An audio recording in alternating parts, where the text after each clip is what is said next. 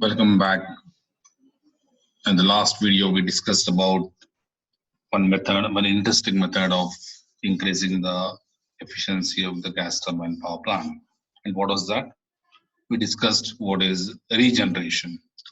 In this video, I plan to discuss two more ideas, two more concepts which would lead to an increase in the output and or efficiency of the gas turbine power plant. In fact, performance would be the right term which I should use.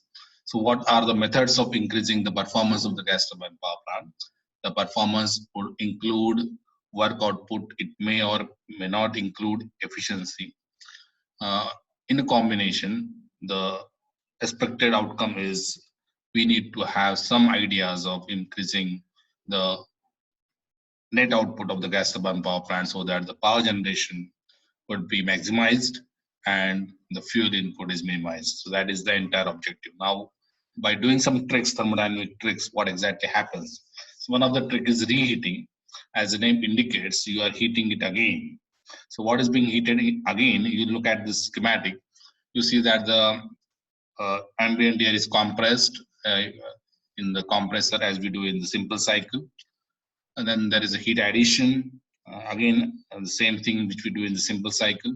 So 1 to 2 is compression, 2 to 3 is heat addition in the combustor, and then there is a turbine, expansion in the turbine. Now, here comes the difference. Look at the basic cycle.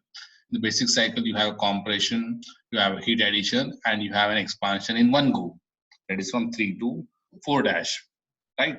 Now, in this case, what you'll find is that instead of having an expansion in one go, you are having a multiple expansion. In this schematic, I have shown two expansion. So you partly expanded, let us say from 3 to A. 3 to A you expanded. The products of combustion, which are expanded up to A, are reheated again in a reheat combustor. So there is a heat addition from A to B again. So you have a heat addition in 2 to 3, and you have a heat addition again in A to B. So you are burning fuel twice, one in the combustor and other in the reheat combustor. So you are supplying fuel twice. Then again you are expanding it. So what happens is because of this, and why is that done? The result is the maximum temperature. The maximum temperature is fixed. Why is that fixed? Maximum temperature is fixed because the turbine materials would constrain the maximum temperature. You cannot go to a higher temperature because the turbine blades won't allow us to do that. So there's a metallurgical limit in the maximum Tmax. So we can achieve Tmax T3, and if you expand it to one go, so you get an output which is limited output. Here what we do is that we tend to increase the output by reheating it.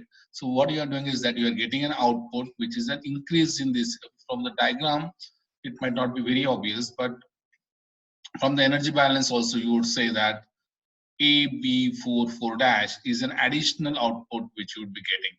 So it is an additional output because of reheating. So what happens is instead of an expansion from 3 to 4 dash, you are expanding it partially from 3 to A in turbine 1 and expanding it again from B to 4. So this way you are increasing the turbine output. Now what happens to the efficiency? So you might feel that because the output has increased, the efficiency might also increase, but that is not the case, because the reason is, though you are getting an increase in the output, you are also increasing the heat supplied. And it's seen that heat supplied has increased, output has increased. So what happens to the efficiency? So in the numerator, the output has increased. So the numerator, the heat supplied, would tend to increase the output of the plant, and the denominator would tend to increase the input to the plant. So the denominator would tend to pull down the efficiency, and the numerator would tend to pull up the efficiency. So what happens is the efficiency may increase or may not increase depending upon whether the output increases more as compared to the increase in the heat supply. So this is what mathematically looking at it. But from the thermodynamic perspective, and it has been observed that the output has increased, no doubt about it. However, the efficiency decreases, and the reason for decrease in the efficiency is the reheating also mean that the heat rejection mean temperature increases. So when the heat rejection mean temperature increases, the efficiency would increase. So generally speaking, when you are going for reheating alone, only reheating, that is, if you are comparing the cycle with a simple cycle, you are getting a gain in the output. So the work increases, right? Because you are limiting temperature, with same limiting temperature, you are achieving more work.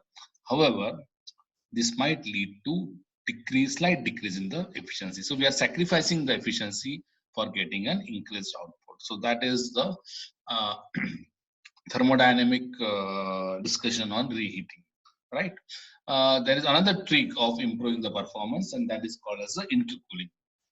Intercooling, if you look at this, and this we are studied in basic thermodynamics, that a compression phenomena on a pressure volume diagram looks like this. So you are compressing from 1 to C in a compressor, then there you are intercooling it from C to D, and then again you are compressing from D to 2. So what happens because of this intercooling? If you look at this schematic or pressure volume diagram, you would find that instead of intercooling, if you are simply compressed from a P1 pressure to P2 pressure without intercooling, this hatched area which you see would have been an additional input. So because of intercooling, you are saving the work input. So the work input which goes to the compressor is reduced, and that reduction in the work input is equal to the area CD22 dash. So this is an advantage of intercooling, and this is because ideally the intercooling process has to be ideally the compression process has to be an isothermal compression. By going for intercooling, we are trying to move closer to this isothermal compression. Look at this curve. This is the isothermal compression curve. T is equal to C, isothermal compression curve, which is the ideal compression. If you are able to achieve this compression, the work could be minimum. However, it is not possible to compress isothermally. By going for multiple compressions and intercoolers, we might tend towards this curve. So in this two-stage compression, what you are doing is that you are trying to come closer to this line, isothermal curve, by first compressing it, then coming closer to this curve, and then again compressing it. This way, we are relatively more closer to the ideal compression curve, and that is the reason why multistaging would reduce the input work. Now, what happens because of intercooling? What will happen to the efficiency of this? So in the next slide, if you see, I had drawn one schematic with the intercooler. There's a compression, there is intercooler, there is again compression, and then there is heat added. So this is a gas turbine power plant without reheat, without regeneration, but only intercooler. So if we look at this in intercooling, the ideal intercooling, the T3 would be equal to T1. So what happens to the efficiency of the plant? What happens to the output of the plant? So if I look at this, I have drawn this on a TS diagram now. There is a compression, and because it is ideal compression, so if you intercool, T3 is equal to T1. So you have achieved T minimum. Then again there is a compression. And then you are having a heat addition.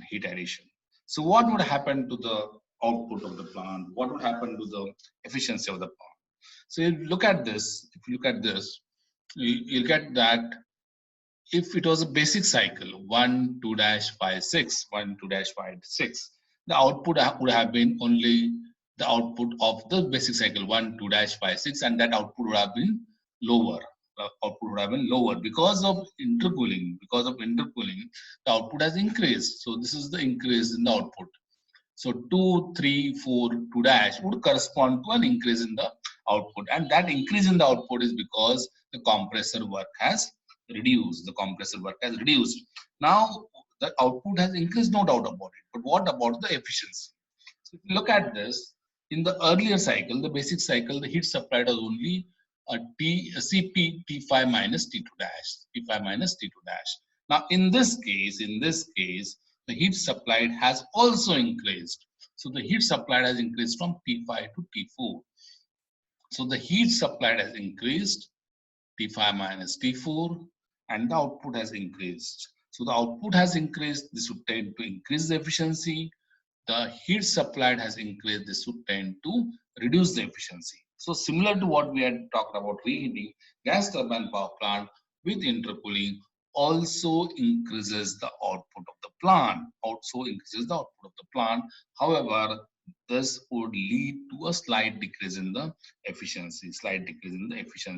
Now, if you look at both these options, the reheating option as well as intercooling option, we have come to a conclusion that both of them, that is the reheating as well as intercooling, they would increase the output of the plant. Now, simply increasing the output of the plant and sacrificing the efficiency is not at all desirable. So what we do is that we would now combine these two approaches with regeneration. So if you combine them now, so now what we have is this combination would improve the performance in all the senses. Improve the performance in all the senses means this combination of reheating, intercooling, and regeneration would not only increase the output, but it would also increase the efficiency of the power plant. Now, why would that happen? That would happen for the simple reason because now the exhaust gases, the exhaust gases would carry more energy when you are employing the intercooling and reheating option. And when you are employing the reheating and regeneration option, and when the exhaust gases carry more energy, and because we are using a regenerator, we can recover that energy. So by employing a regenerator in combination with intercooler and reheater, now we are able to recover that energy which would otherwise would have been lost by the exhaust gases and which otherwise would have reduced the efficiency. So now by employing a regenerator in combination, that is now we have a reheater, intercooler and regenerator, we would get the optimal result. Means what? We would get an increase in the efficiency as well as increase in the output. So this is what is the corresponding temperature entropy diagram for this. So let me explain this and stop this video. So what will happen now? You are having an ambient air coming in the compressor. It is then intercooled in 2 to 3. That's perfect intercooling. 2 to 3. There is intercooling. Then there is a second stage compression 3 to 4. 3 to 4. Heat addition in the regenerator. Regenerator is the internal heat exchange, so there is no external supply. From 4 to 5, you are having an internal heat exchange. This is not the fuel. You need not burn the fuel. You need not burn the primary fuel for that. This is regeneration. Then 5 to 6, you need to burn some external fuel. So the heat supplied would be Cp T6 minus T5. This would be the heat supplied 5 to 6. And then, so this is the regeneration part. So because of regeneration, what has happened now is, instead of the heat being supplied equal to T6 minus T5, Cp T6 minus T5, you only need to supply heat equal to Cp T6 minus T5 instead of T6 minus T4. Okay, so this is an advantage of regeneration. And now, getting the advantage of reheating, you are getting an increased output. So you are heating, you are expanding it first in the first stage turbine 1, reheating again, and again you are expanding it. So as we had discussed, the reheating would, and the upper limit is fixed. The turbine blade temperature 1300 Kelvin is fixed. So you are getting a reheating, that again is an advantage. Now the exhaust gases are let out. They are used for recovering the energy, and then finally the heat rejected would be Cp T10 minus T1. So we have recovered so much of the heat from the exhaust gas. How much? Cp T9 minus T10. This is the energy which is recovered. So this becomes the best idea. So for improving the performance of the gas turbine power plant, one employs, from thermodynamic understanding, one employs modifications to the simple cycle, and those modifications are reheating, intercooling, and regeneration. So in the next video, we will look into the analysis and also some numericals based on these concepts. Thank you very much.